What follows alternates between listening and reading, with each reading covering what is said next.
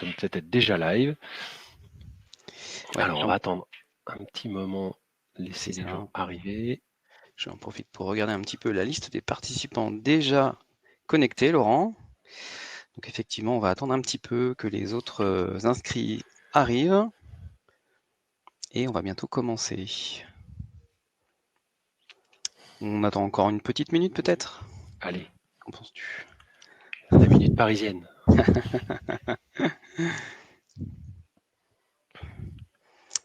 Bonjour à tous ceux qui nous rejoignent. Il est 14h30. Et oui. Et nous allons bientôt commencer ce webinaire.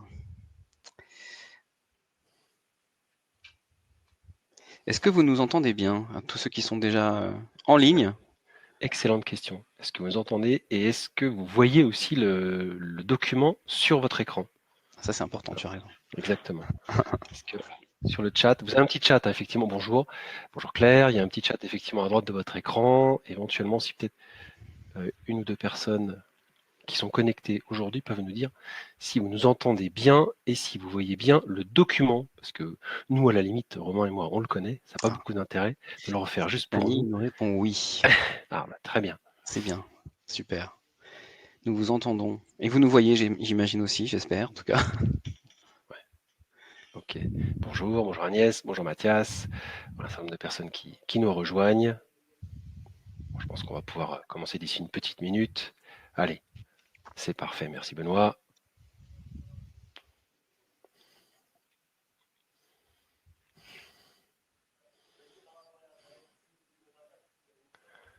Bon, en tout cas, Romain, je suis content de te retrouver. Ça faisait quelques mois qu'on n'avait pas échangé autour de Synergie Data CRM. La dernière fois, c'était en mars, je crois. On avait plutôt échangé sur vraiment de la notion d'animation très opérationnelle et intégration de données. Donc là, on est presque, comme je disais tout à l'heure, après un épisode 2, le retour de la suite, où on va parler toujours évidemment d'optimisation, mais là on est même encore l'étape d'après sur le pilotage et vraiment l'amélioration des process. Ce que je te propose, si tu es OK, parce que là il est 14h30 passé, on peut peut-être commencer. Oui, on va commencer, puis on va commencer, puis on va rappeler quelques petits éléments par rapport à ce webinaire. Comme tu l'as dit tout à l'heure, Laurent, donc vous pouvez effectivement poser des questions dans le chat. Donc vous pouvez intervenir dans le chat. Alors on verra si on peut répondre immédiatement à toutes les questions qui sont posées dans le chat lors de la présentation. Sinon, vous inquiétez pas, on a de toute façon prévu un petit temps d'échange à la fin de ce webinaire. Mais voilà, on tentera d'y répondre au fil de l'eau si on peut avec Laurent. L'autre point important, c'est que la présentation vous sera mise à disposition à l'issue du webinaire. Donc, ne vous inquiétez pas, vous pourrez également la télécharger. Et puis, j'imagine qu'on pourra avoir un beau replay. Oui, bien sûr, il y aura un replay aussi. De ce webinaire. Voilà pour le. Ne dis pas ça, ils vont partir. Le live, c'est encore mieux. Ok. Bah écoute, je te propose, ouais, très bien, merci pour ces petits rappels. Bah écoute, puisque tu as la parole, ce que je te propose, c'est juste avant de commencer, c'est juste que tu te présentes en quelques secondes, que nos participants sachent à peu près à qui ils ont affaire. Donc moi, je suis Romain Muselli, donc je suis ingénieur d'affaires et je suis expert CRM chez Odonet depuis maintenant 2014. Voilà, donc je travaille sur toutes les problématiques d'accompagnement des entreprises, secteur public, secteur privé, qui ont des problématiques liées à la connaissance client. Super, donc je vais prendre le relais. Moi, je suis Laurent Guesquier, donc je suis Key Account Manager chez Explore et aussi responsable de marché, donc avec un rôle transverse d'animation d'offres et de verticalisation de nos offres sur un certain nombre de fonctions. Et j'avais aussi en charge la mise en place de partenariats avec des éditeurs efficaces comme Odonet sur l'animation des forces de vente et la bonne intégration de nos données, qui va être le sujet du jour. Ce que je te propose, c'est de commencer peut-être directement avec l'ordre du jour, enfin en tout cas l'agenda de cette présentation, Tout à le fait. Donc, sommaire. effectivement, Laurent, on va commencer par parler très très rapidement et succinctement de nous, puisque l'essentiel c'est de rentrer dans des cas pratiques. Donc on va se présenter, on va présenter nos sociétés, nos organisations, un petit peu ce que l'on réalise pour nos clients, et puis on entrera dans le vif du sujet avec eh bien déjà un petit peu comment est-ce que la smart data peut aider les industriels et de la construction dans leur quotidien, dans l'intégration de la donnée. On travaillera également sur le sujet du CRM, comment est-ce qu'il apporte des réponses à toutes les questions qui sont liées au pilotage et à l'animation commerciale, donc notamment l'animation des forces de vente.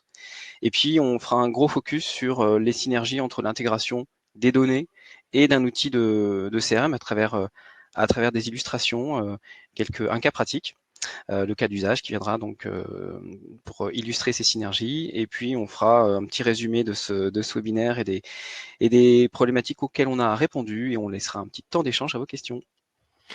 Alors, petit commentaire complémentaire. Effectivement, aujourd'hui, parce qu'on voulait vraiment être dans quelque chose de très concret, on est parti sur un cas d'usage qui est plutôt effectivement orienté industriel du bâtiment, construction. On va notamment parler de chantier et autres. Mais bien sûr, vous le verrez dans la présentation, il y a aussi d'autres sujets. L'intégration de données et l'efficacité commerciale dans le CRM peut être aussi beaucoup plus générale. Donc, on a un petit peu ouvert la discussion sur des sujets complémentaires. Mais en tout cas, sur ce use case-là, on voulait vraiment que ce soit très concret. Donc, on va un petit peu l'orienter sur ce domaine-là. Mais bien sûr, on est ouvert, bien entendu, à plein d'autres sujets. OK ? Alors, puisque j'ai le bâton de parole, je vais en profiter effectivement pour représenter à des personnes qui ne nous connaissent pas Explore. Donc Explore, c'est une société de veille immobilière et commerciale. Ça fait un petit peu plus de 20 ans que la société existe, plus de 35 000 utilisateurs de la plateforme et des data. Donc on est vraiment résolument un producteur de données avec plusieurs verticaux dans le domaine de l'immobilier, les commercialisateurs, les promoteurs immobiliers. On a beaucoup de clients dans le domaine de la construction, les industries du bâtiment, les entreprises de travaux, et aussi de nombreux autres clients dans le domaine des services plus général, banque, assurance, finance et autres, depuis maintenant 22-23 ans avec 2 implantations et plus de 1500 clients. Voilà. Et en l'occurrence, comme je disais tout à l'heure, ce use case-là est plutôt orienté effectivement sur des datas de type chantier, mais bien entendu, vous le verrez, j'ai comme prévu une petite slide sur globalement le positionnement d'Explore sur les moments de vie et les données aussi marketing qui peuvent tout à fait s'intégrer dans la même démarche que celle qu'on va vous montrer aujourd'hui. Eh bien, de mon côté, je voudrais vous présenter rapidement Eudonet. Donc, on est un groupe indépendant français qui existe depuis maintenant 20 ans également. On est 240 collaborateurs répartis dans des agences en France, mais également en Europe et au Canada. On travaille aujourd'hui comme éditeur et intégrateur exclusif de la solution Eudonet, qui est un CRM, donc une solution de gestion de la relation client, et on ne fait que du CRM. Et donc, vous allez retrouver nos experts qui interviennent dans différents secteurs d'activité, que ce soit effectivement les services, l'industrie, mais également dans le secteur immobilier pour les professionnels de la construction, pour les brokers, pour les commercialisateurs, pour les promoteurs et tout ce qui a trait aux professions de l'immobilier. Et on va travailler aujourd'hui sur une solution qui va être personnalisée pour répondre aux besoins de nos clients, souvent sur mesure. Et on fait aujourd'hui 24 millions d'euros de chiffre d'affaires pour 53 000 utilisateurs de la solution. On est aussi, on attache une très grande importance au fait d'héberger les données chez des fournisseurs en France et notamment en région parisienne. Et on est 42e au classement Truffle 100 des éditeurs. Voilà pour la petite présentation de Donet. Alors, on se sent évidemment en confiance de vous parler aujourd'hui.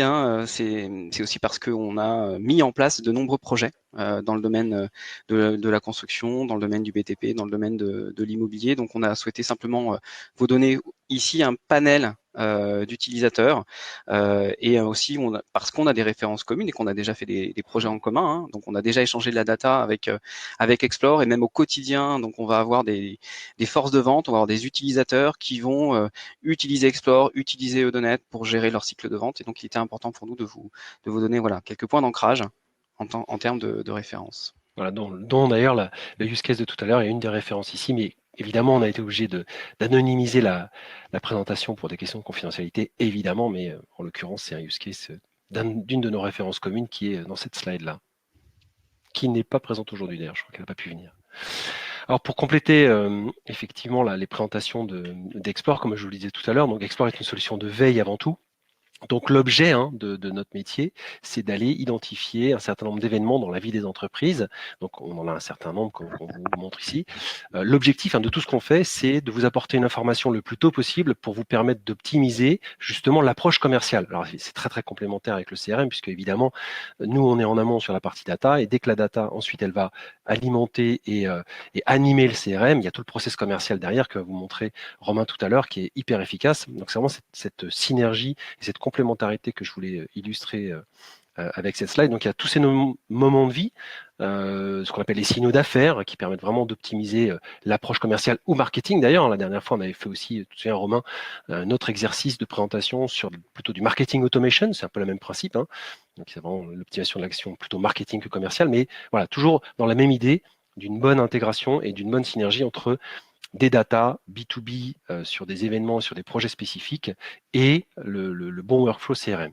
Donc, il y a ces données-là. Et puis, si on va un peu plus dans le détail dans la slide suivante, qui est vraiment le use case d'aujourd'hui, on est sur des notions de chantier. Donc là, on va revenir sur une dimension plutôt métier. Comme je le disais tout à l'heure, on a un certain nombre de verticaux, notamment immobilier, construction et autres. Donc là, quand on est sur ce genre de data-là, on a effectivement cette veille sur les projets immobiliers, les chantiers qu'on va identifier, qualifier avec de l'enquête téléphonique, de la qualification, de la sécurisation. Enfin, il y a un gros travail de qualification de ces projets-là, donc en amont, pour avoir le meilleur niveau de qualité de données possible. Et ensuite, on va les mettre à jour, déjà mettre à jour la data. Donc ça permet d'abord de bien enrichir le CRM, vous le verrez tout à l'heure, et puis de le faire vivre, puisque avec nos systèmes d'alerting et de mise à jour régulière, ça permet de faire remonter et faire aussi dire des alertes aux commerciaux pour faire vivre les opportunités commerciales et compléter bien sûr toutes les actions qui sont faites par les équipes en direct. Alors tu parlais de faire vivre les opportunités commerciales, mais c'est vrai que l'animation commerciale, c'est souvent lié au processus commercial. Et donc les outils utilisés par les forces de vente qui doivent être à la fois adaptés, bien sûr, personnalisés en fonction de l'organisation. Et donc l'objet d'un CRM, c'est de permettre d'adopter une vision vraiment 360 degrés du cycle de vente. Donc évidemment, d'avoir un panel sur la connaissance des interlocuteurs clés, et qui peuvent être vraiment pluriels, avec l'ensemble des prospects, des clients, des partenaires qui interviennent avec leurs différents rôles dans des chantiers. Mais c'est aussi de suivre l'ensemble des activités. Donc l'activité, c'est lié au planning, à l'agenda, aux réunions, tout ce qui va permettre d'historiser la relation avec les interlocuteurs, les projets, et puis de détecter, puisque c'est aussi l'intérêt d'un outil, c'est de pouvoir détecter facilement l'ensemble de ces projets et les intégrer dans un CRM pour pouvoir les suivre dans le cycle de vente, pour les transformer en opportunités, pour pouvoir évidemment réaliser des actions marketing, des campagnes qui vont nous permettre de générer des leads également. Et puis, à l'issue de tout cela, et c'est vraiment le cœur de l'animation commerciale, c'est de pouvoir piloter son activité à travers un ensemble d'outils de reporting, de tableaux de bord d'activité dans la solution.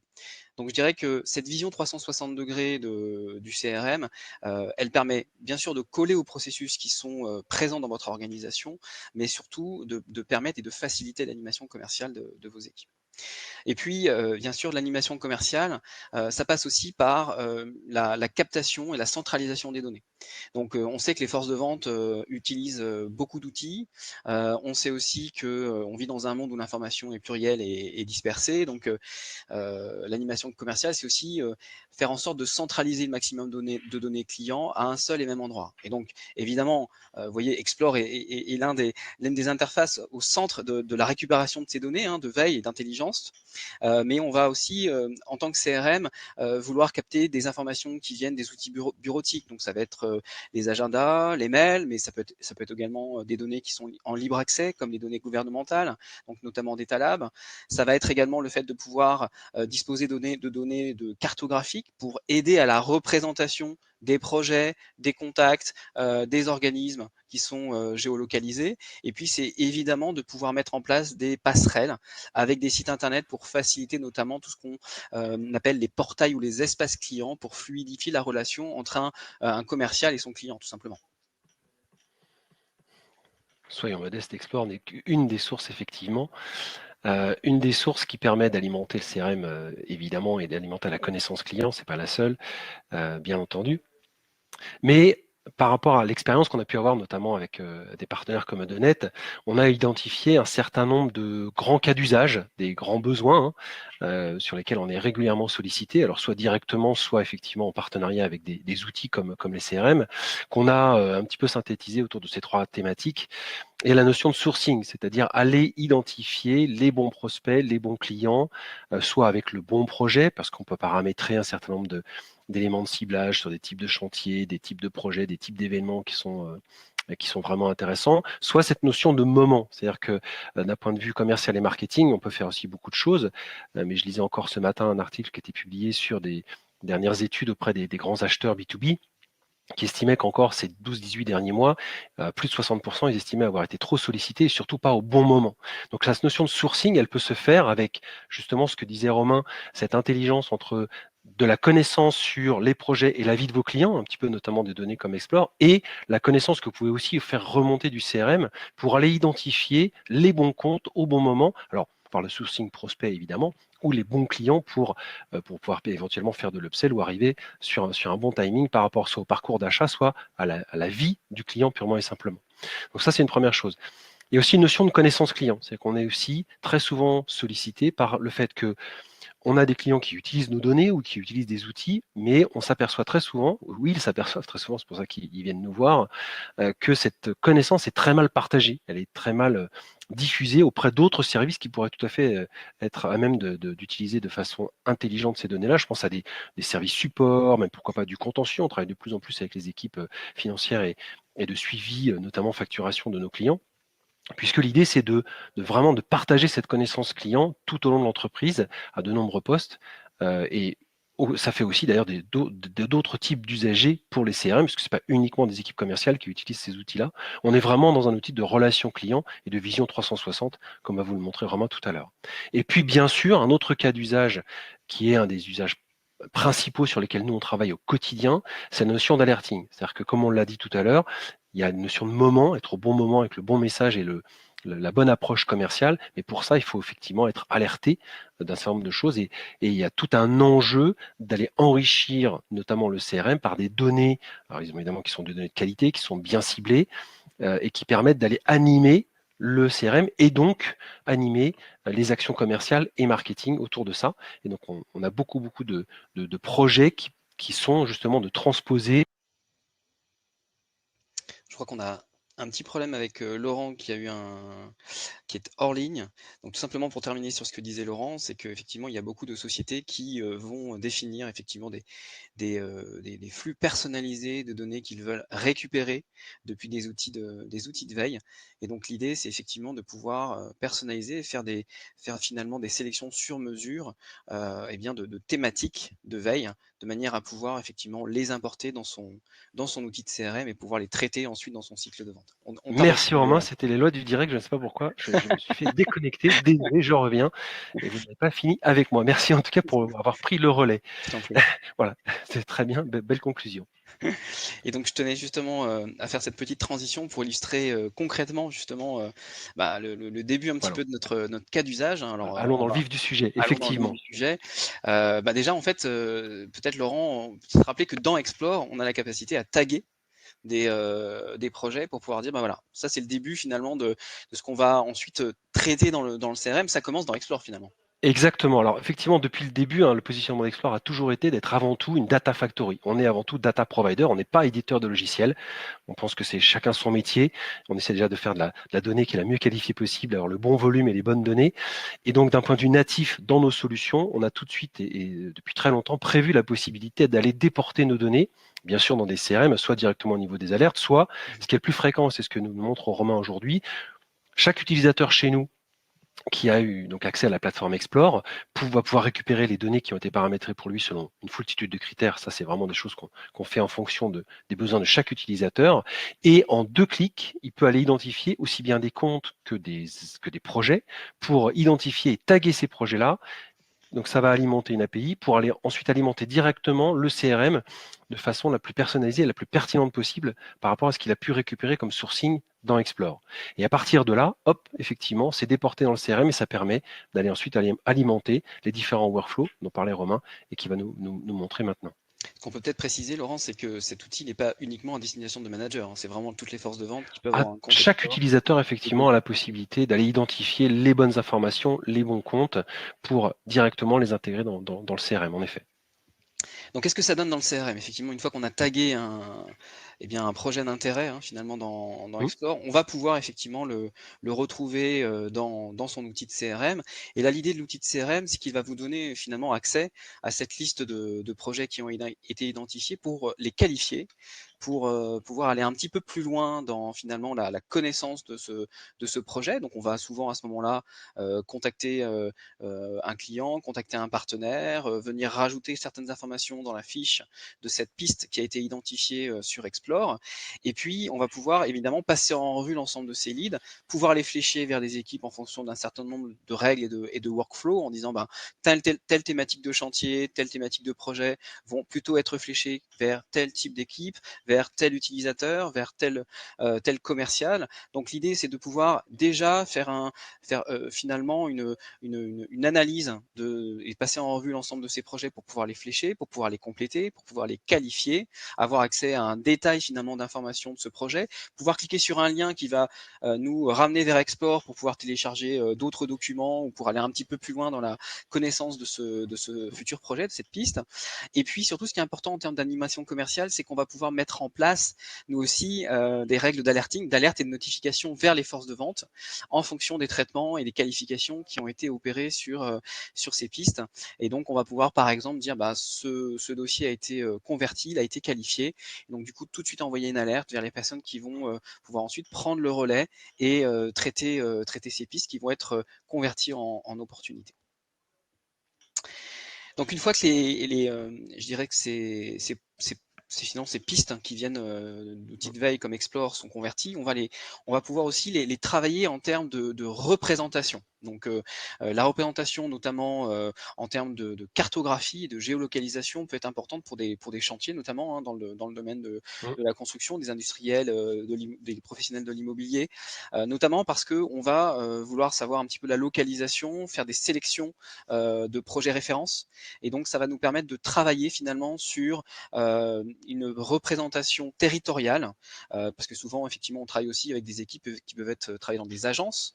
Donc, on va travailler aussi sur cette notion de territorialisation des projets, donc avoir cette représentation d'un projet à partir du moment où on a finalement un code postal, une ville ou une géolocalisation à partir d'une adresse, on est capable d'avoir une représentation cartographique de ces projets qui viennent de la conversion d'une piste Explore en opportunité. Je vois qu'effectivement, vous avez beaucoup travaillé sur la partie carto, c'est effectivement des usages complémentaires, c'est bien.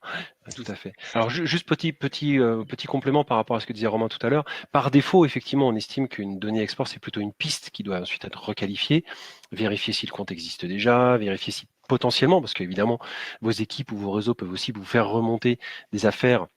Est-ce que l'affaire existe déjà sous un autre nom ou autre? Donc on estime que c'est potentiellement une piste et qu'elle peut être affectée dans le CRM. Mais bien sûr, dans toutes les interactions qu'on peut avoir entre Explore et un petit comme de net, on peut aussi en amont identifier le commercial qui est en charge du projet, faire les liens avec les comptes et des choses comme ça.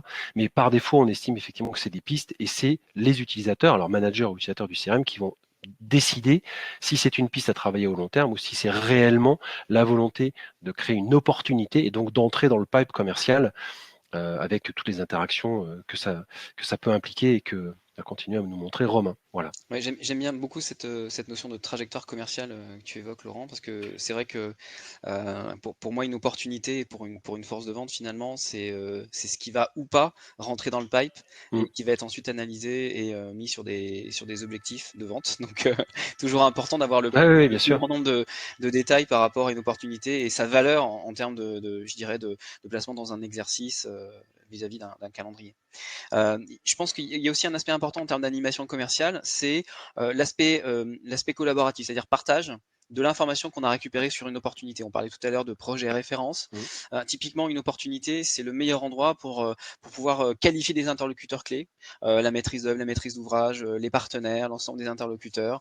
C'est le meilleur endroit pour pouvoir également qualifier le type de travaux que l'on va opérer, qualifier également l'historique des réunions, des activités, finalement des informations qu'on a échangées avec un client, où on en est en termes d'étapes et de jalons, quelles sont par exemple les études qu'on a réalisées, et tous les aspects financiers et techniques qui vont pouvoir être rassemblés dans des documents qui vont être annexés à des opportunités.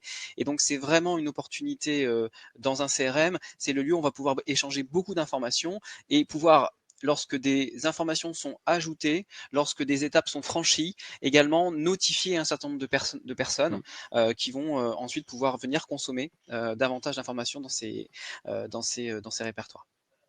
Et c'est là où il y a souvent un exercice sur lequel on est très attentif avec, notamment Romain et les clients aussi, c'est important, c'est les notions de mise à jour. C'est-à-dire que comme vous l'avez compris, les données Explore, elles aussi vivent. Un chantier, sa vie, on le détecte, puis on qualifie la maîtrise d'œuvre, puis on qualifie ensuite le permis de construire, puis il y a un certain nombre d'étapes comme ça qu'on fait vivre au fil de l'eau.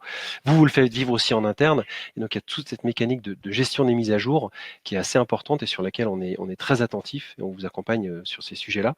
Et justement, voilà, quand on regarde un tableau de bord de suivi d'opportunités comme celui-ci, c'est totalement bien adapté pour aussi bien gérer tout le workflow interne, effectivement la qualification, les études et autres, et l'intégration des mises à jour avec le partage avec d'autres personnes de l'entreprise. Donc il y a toute cette notion de vie d'une donnée. C'est pas juste une porte d'entrée, puis après on voit ce qui se passe et puis on signe derrière. Il y a vraiment toute la vie de la data. Et c'est pour ça qu'on voulait prendre cet exemple de chantier, parce que pour le coup, vraiment, c'est quelque chose qui vit et c'est très parlant en termes de mise à jour régulière au fil de l'eau.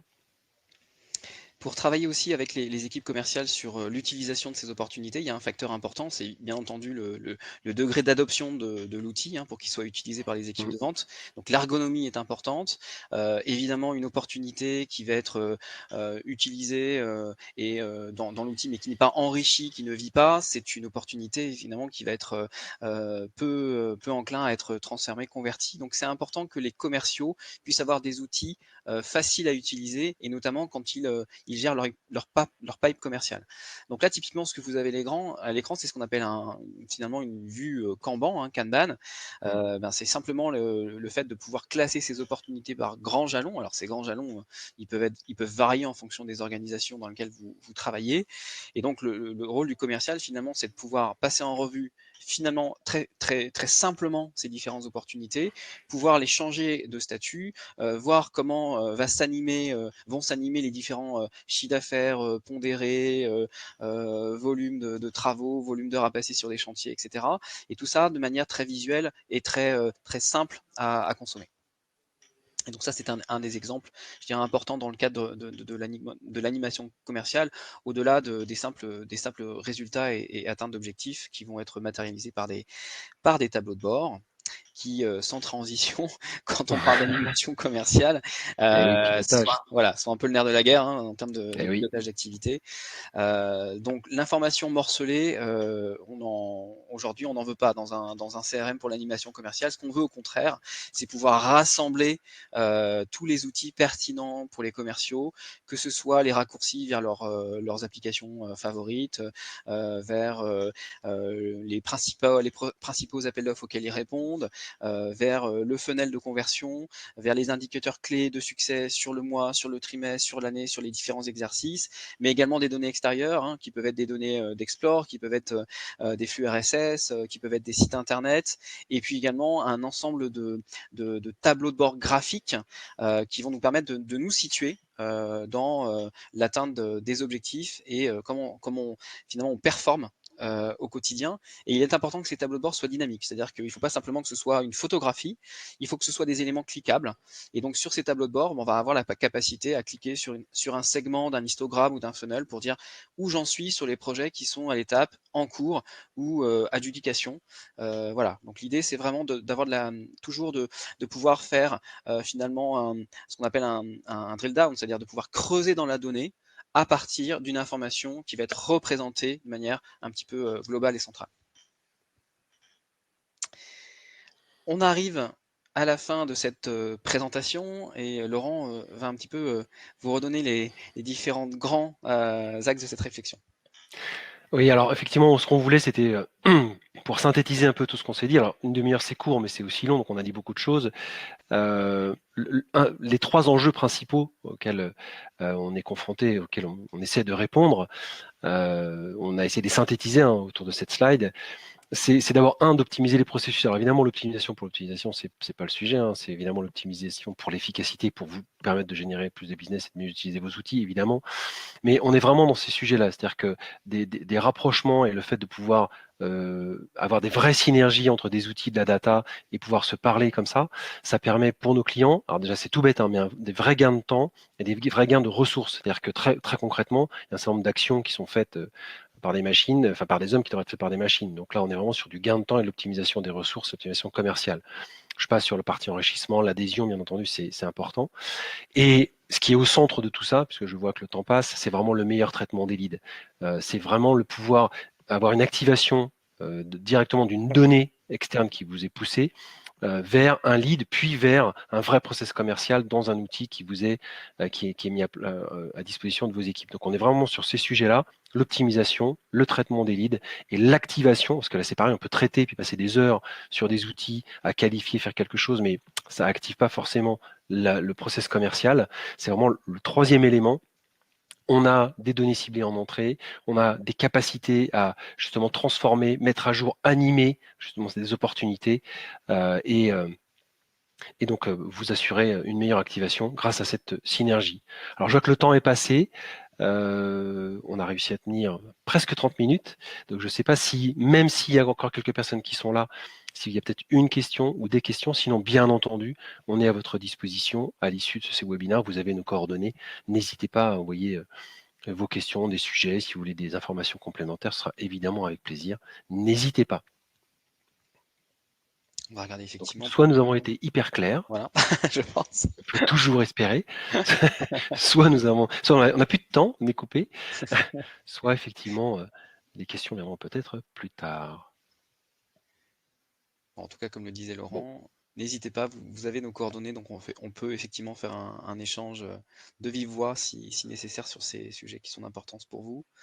Et on vous remercie beaucoup d'avoir participé à ce webinaire. Je vois qu'il y a un message de... juste une question sur l'affichage des cartes. Comment on affiche les cartes dans l'onglet projet? Alors, comment on les affiche? Ben, en fait, c'est assez simple. On a un module en fait de cartographie qui s'appuie sur OpenStreetMap. Et étant donné que chaque projet peut bénéficier d'une adresse et d'une géolocalisation, Oui, par tous exemple, nos projets sont géolocalisés. Il y a l'adresse et il y a le XY sur le référentiel Google. Donc, et donc une fois effectivement que ces projets sont rentrés avec des adresses, eh bien, il nous suffit ensuite de les matérialiser dans le CRM à travers une carte qui va reprendre finalement des petits push-pins, hein, des petits boutons qui vont nous indiquer les projets. Et quand on va cliquer sur ces boutons, on va avoir le détail du projet, on va pouvoir cliquer dessus, pouvoir les sélectionner. Et donc on peut à la fois effectivement afficher ces projets en mode liste, hein, et donc les sélectionner en mode liste, les filtrer. Et puis on peut également, si on le souhaite, quand on rentre sur un projet, avoir un iframe avec une carte qui nous positionne un projet à un endroit. Donc les deux sont possibles, à la fois une liste de projets cartographiés, mais également directement un projet sur une carte, directement dans la fiche projet. Et donc on s'appuie sur des technologies qui sont OpenStreetMap. J'espère avoir répondu à cette question. Nathalie. ouais, Ok. sachant qu'on peut le faire en amont dans Explore quand on fait du sourcing ou quand vous avez récupéré ça sur la partie optimisation commerciale. C'est effectivement les deux aspects intéressants. Je l'ai déjà vu d'ailleurs sur d'autres clients qui, effectivement, une fois qu'ils ont identifié des projets ou des informations, même des comptes sur la partie géolocalisation, peuvent ensuite justement orchestrer leurs actions commerciales en fonction de données géographiques qui sont plutôt traitées dans le CRM. C'est-à-dire qu'il y a les deux aspects qui sont complémentaires. C'est ça. Est-ce Ok. qu'il y aurait éventuellement une dernière question avant qu'on vous laisse? Il y a déjà des personnes qui sont parties, évidemment, c'est tout à fait normal, mais il y a encore une petite dizaine de personnes en ligne avec nous.